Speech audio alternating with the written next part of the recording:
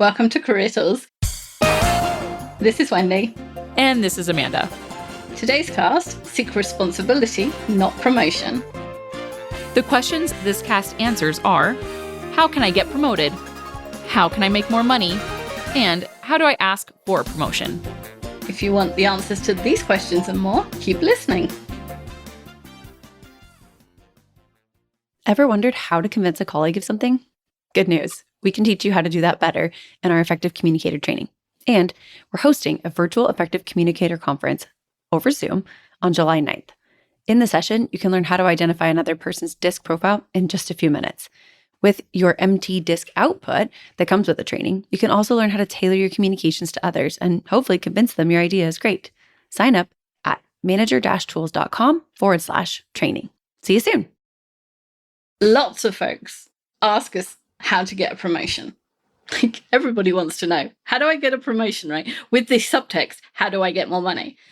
But it's often the wrong question. It's like when people pull over and say, I'm a stranger here, how do I get to somewhere else in the town? And you go, yeah, I wouldn't start from here. It's the wrong question. Or sometimes it's not the right question yet, because you can't go asking for a promotion unless you know what the criteria are for that promotion. There's a right answer to that, and that's no. You can't ask for a promotion if you don't know what the criteria are, because you haven't filled the criteria. Because if you knew the criteria and you weren't filling it, you wouldn't ask for a promotion. If you don't know the criteria, you can't be filling them.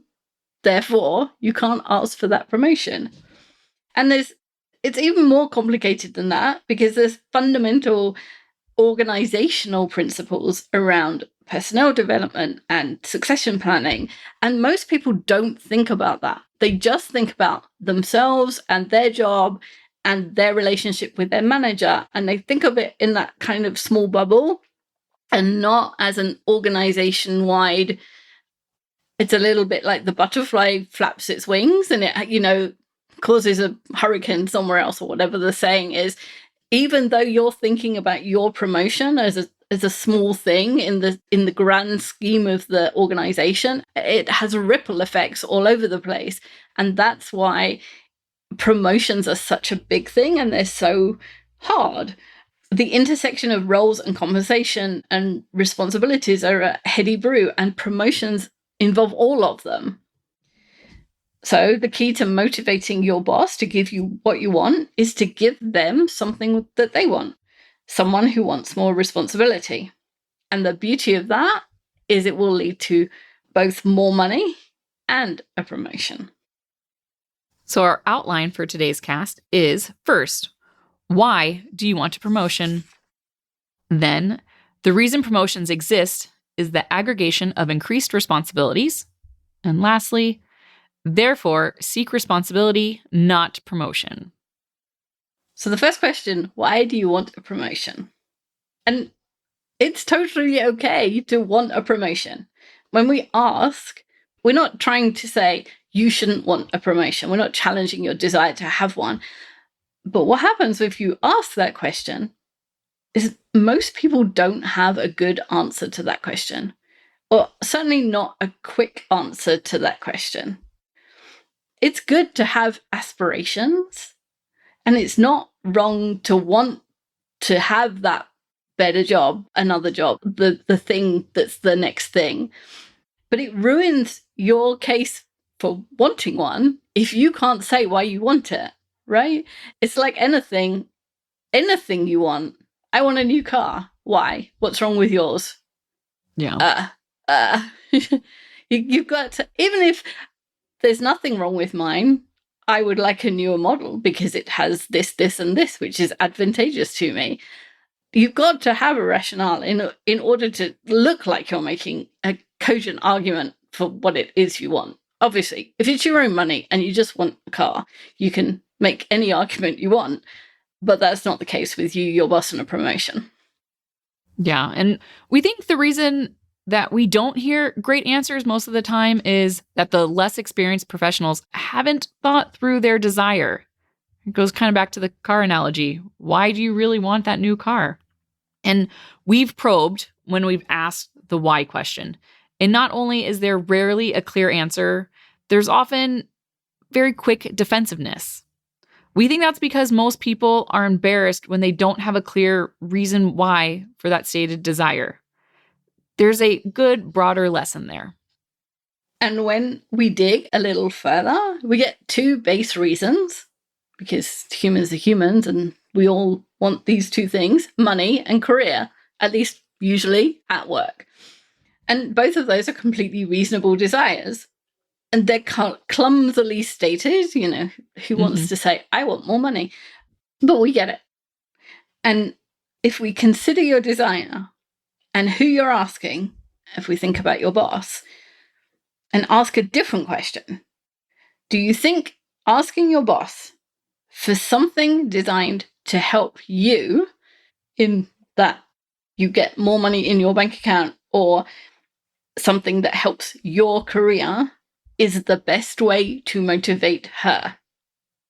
Is the best way to motivate anyone something that helps you? The answer is usually no. Remember that when you ask your boss for that promotion, she cannot promote you. Now, you may be one of those people that know this, and you'd be surprised to hear that others don't, that many professionals don't understand that your direct boss is not the one who can promote you. Promotions are never made or granted or approved by the person one level above you. It takes your boss talking to her boss and probably getting HR involved. It also requires an opening in the organization. Furthermore, it probably happens on a timeline and based on succession planning that happens between people that are even more above your boss and your boss's boss. You may not have been exposed to all that information at the higher levels to understand that your direct boss isn't going to be the one to give you that promotion.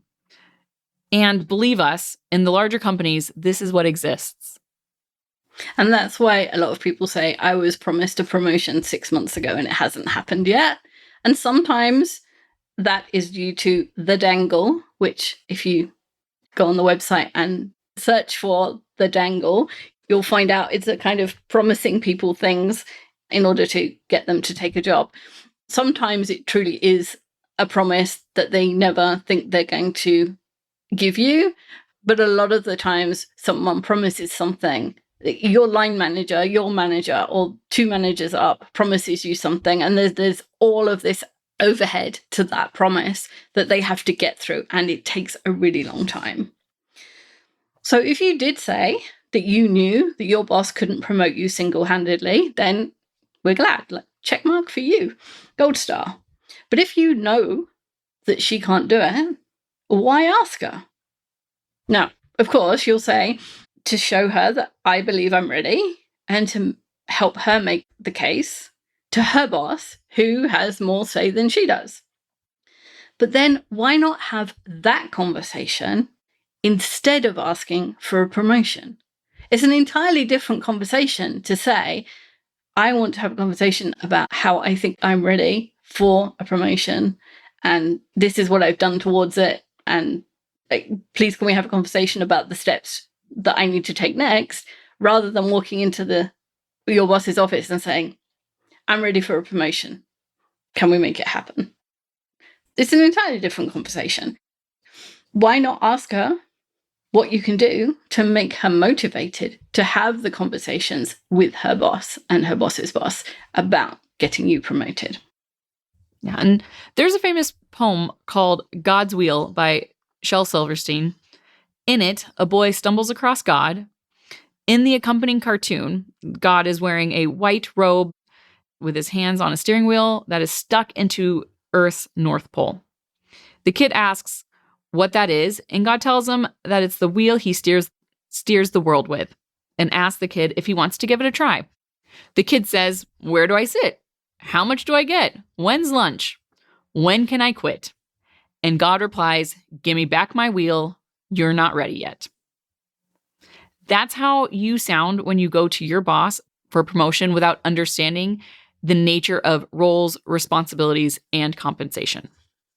Now let's understand a better way to get that promotion in a way your boss will not just support, but actually appreciate going forward. So the line we want you to keep in your head while we explain this is, the reason promotions exist is the aggregation of increased responsibilities. When you make a naked ask for promotion, most bosses hear that as a selfish and ignorant request. Right? It's all about me. I would like more money. I would like a better career. It's all about me, and I would like you to supply my needs. And in some cases, if it's the first time they're hearing it from you, it comes across as wanting the reward without having done any of the work. And we know that that's not what you mean. And we know that probably you think you've been working hard and that you deserve the reward. But when you walk into your boss's office and they haven't even been thinking about it, that's not how they perceive it, right? Communication is what the listener does. It's how they perceive it that matters. Yeah, and the fact is, different jobs exist within your organization to gather different responsibilities. This allows for measurement of performance across job types and the striation of different and increasing levels of responsibilities as you move upwards. So overly simplified, someone who has half of your responsibility gets paid half of what you do. And someone who has twice your responsibilities get paid twice what you do.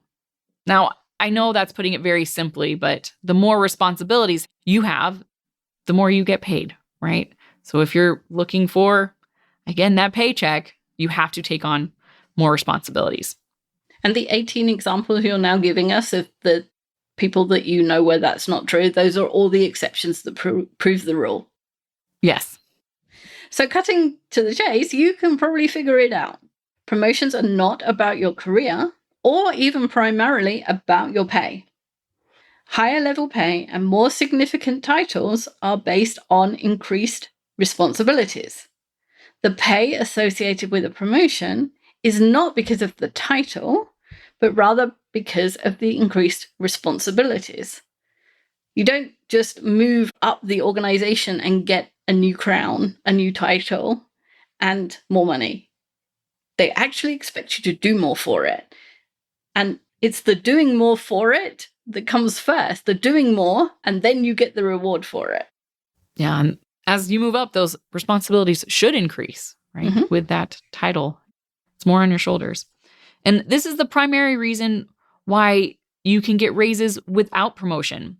Because if you've been handling an increase in responsibilities in your present position, you can get paid more without getting that new title. Every year, as you take on new responsibilities within any organization, you should be always taking on new work. You get a pay increase in most cases. So when you get more compensation in your present role, it is not primarily just to retain you, though that's often helpful, but it's to reward you for doing more for the organization, handling more of those responsibilities, and effectively in your present role.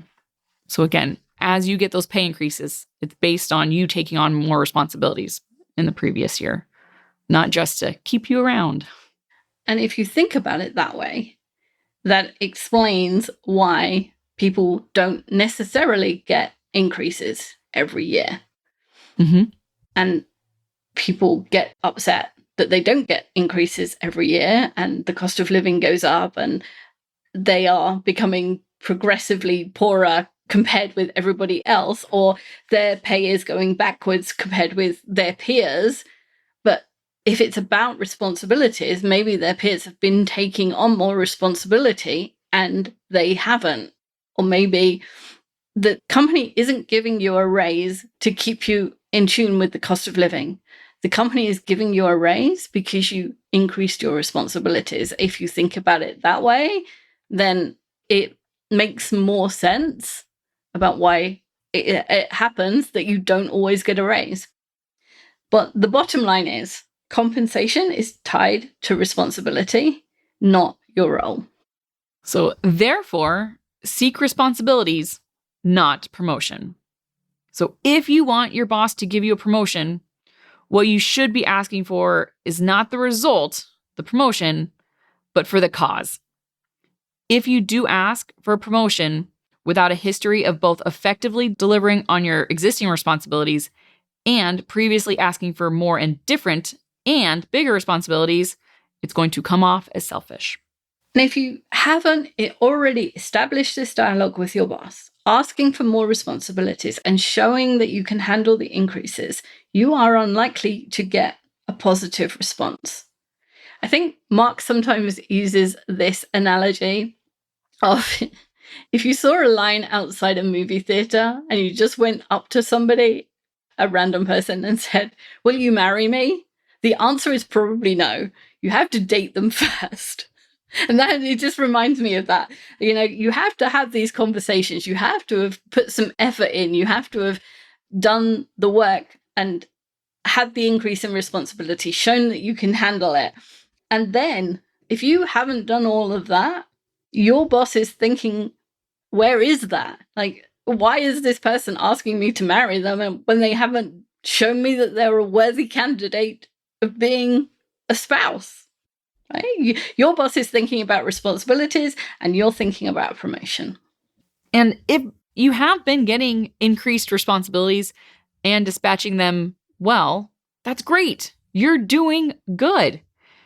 If so, take some time before you go to your boss and go back over your performance and make your case based on your responsibilities.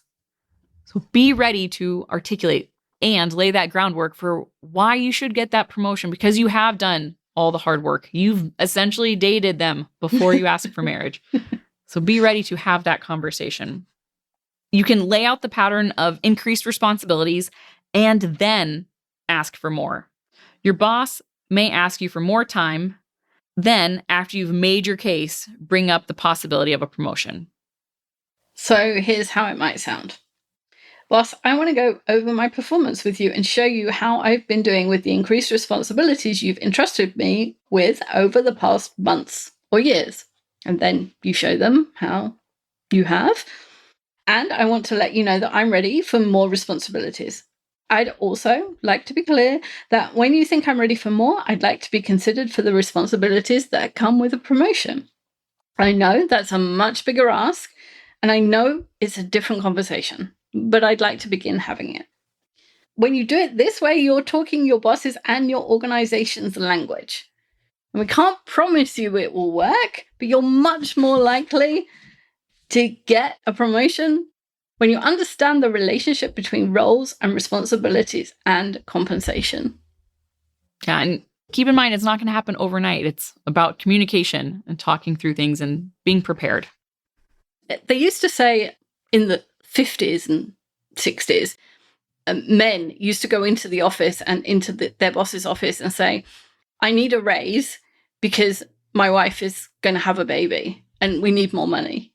And the raise came purely because they needed more money in the family. It had no relation to responsibilities whatsoever, which makes me kind of sad. That would make me feel bad that I didn't do anything to earn it.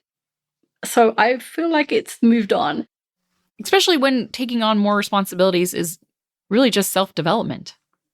Right? It's putting you ahead of the curve long term. Asking for more responsibilities before you get a new title, along with all the responsibilities that now people expect you to be able to do immediately. Like, you're developing yourself. So it's asking for more responsibilities is a good thing, especially if they give you more responsibilities. That also shows great trust that you're doing something right. And isn't that what everybody always says they want to do? I want to learn new things. I want to try new things. Good. Here's some new responsibilities. Try these things. Yeah, Amanda and I were talking about some new responsibilities we have before the podcast, and we're struggling with them, but we're gonna persevere because new responsibilities are hard at first. There's the horseman curve, and hopefully we're gonna get over the Maguire hump. And those are also two things you can search for, because we'll explain them somewhere on the website. Early in your career and feeling overwhelmed? Well, simplify your professional journey with the Manage Your Tools Personal License.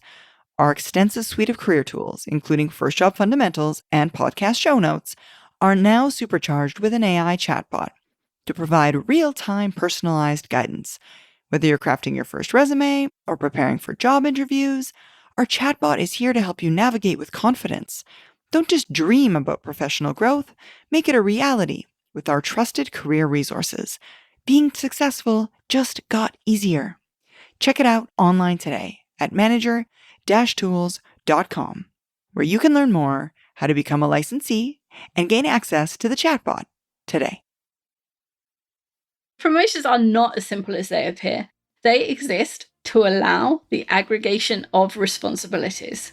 And when you talk about responsibility, you're speaking in the organization's interest. You're talking in their language, and therefore you're much more likely to motivate them to act in the way that you want them to.